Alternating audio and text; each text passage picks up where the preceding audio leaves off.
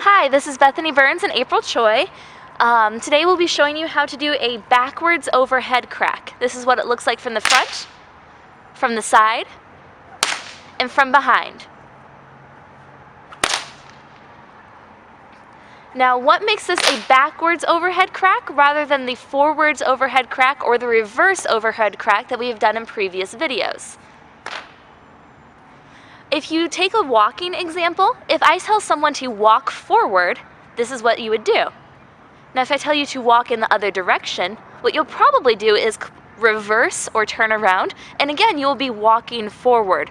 Both the forward overhead crack and the reverse overhead crack both move forward according to where your body is.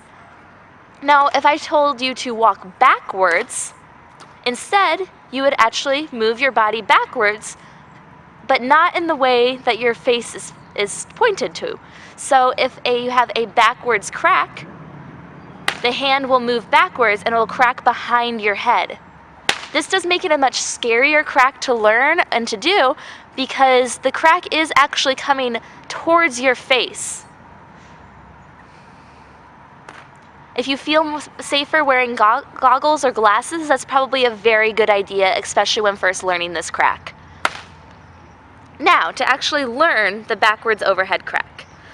The first thing you do is almost exactly the same as when learning a forwards overhead crack.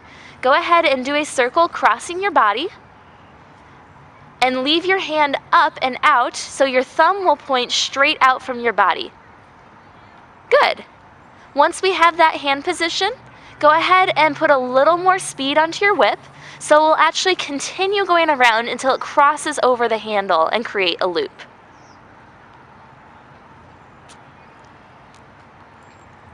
Good, again. You take it around, leave your thumb at the same point, and let the whip cross over itself to create a loop.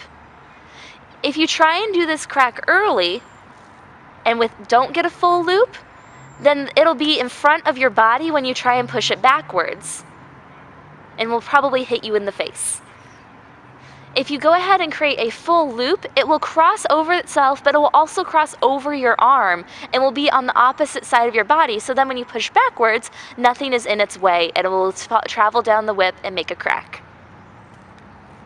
Good. Now with all whip cracks, once you have a loop, you now have to crack out of the loop with a straight line. So with your thumb pointed out away from your body, go ahead and push your thumb straight back so the nose of the whip will come in a straight line behind your head.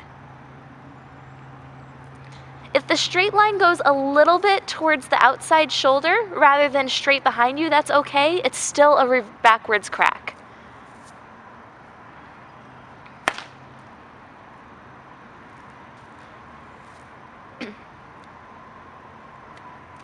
Now, one more thing to think about is after you do the crack, don't drop your hand. Go ahead and continue this in a large flat circle above your head, just like we asked you to do with the overhead crack.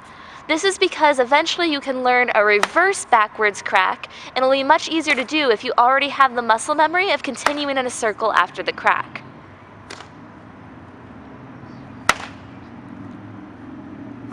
Hopefully this will help you learn the backwards overhead crack, and happy cracking!